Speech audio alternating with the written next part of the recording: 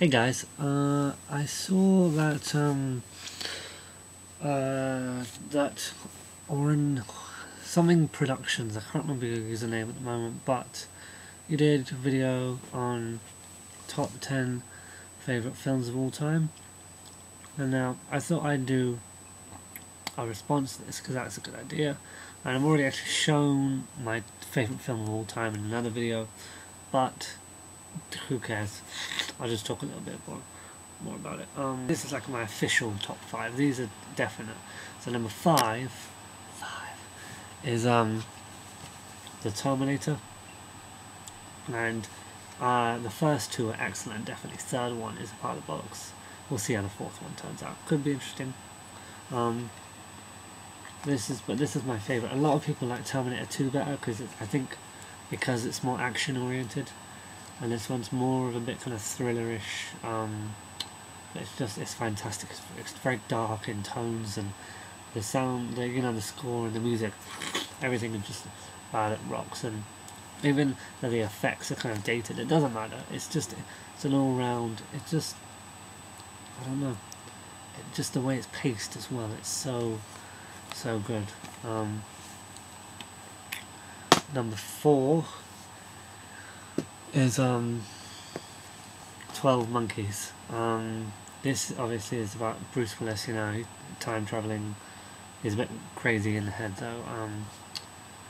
And it's got Brad Pitt in it. We all know Brad Pitt, don't we? But I think it's probably Brad Pitt's best performance, where he shows that he's not just a Hollywood pretty face, is he? He can actually act. This is a fantastic film, and it just, the ending is so dark and sad, isn't it? Really, I've got a thing for those.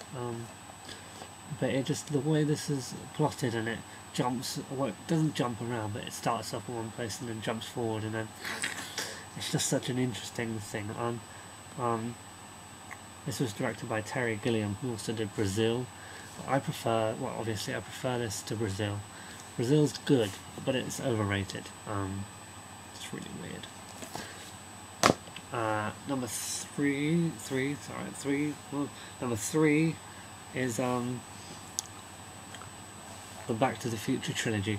No, what I can say actually that part 2 is my favourite, which most people prefer part 1. I mean, they're all excellent, but I just prefer part 2 as a whole.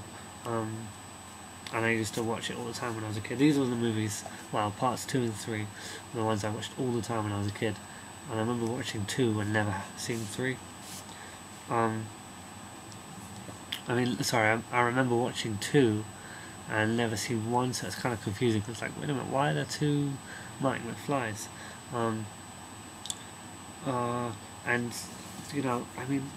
The reason I put the Back to the Future trilogy as a complete, because to me it's pretty much just one film, isn't it, really?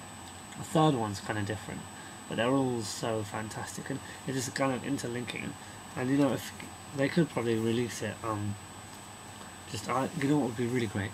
Just watching it all as one big film in the cinema, without any breaks. That would be fantastic. Be an interesting watch too. Maybe like cutting off the end of part 1 or the beginning of part 2 or something. Be a bit weird seeing the girlfriend change, but yeah, that's the Back to the Future trilogy. At number 3, number 2, some might see as an odd choice, but this is Grosse Pointe Blank. This is a really, really good film, and I think John Cusack is one of my favourite actors, because he's very quirky in a lot of his roles, and I really want to get High Fidelity, because that's good too. It's just very funny, and it's like, it's about this hitman who goes back to his old town and for a school reunion, and it's really good. It's very funny. It's got a great soundtrack. If you haven't seen this, I recommend checking it out, because it's very good. Although this cover and this DVD fucking awful. They need to. Last year they could have done some sort of 10th anniversary edition, 2 disc, 3 disc, whatever. But did they? No. No special features whatsoever. Come on. I'd like to. Commentary would be quite nice, but this will do for now. So that's Gross Point Blank. Number 2. Number 1, as you may have seen in my other video, is The Frighteners. This is the director's cut I have here. I used to have the theatrical one, which is I bought one having never seen the film, and it just blew me away. So I went and got a 3-disc and then gave my 1-disc to a friend. Yeah, this is a really, really amazing film. Peter Jackson's best. Lord of the Rings and King Kong are fantastic as well, but this, Brain Dead's okay.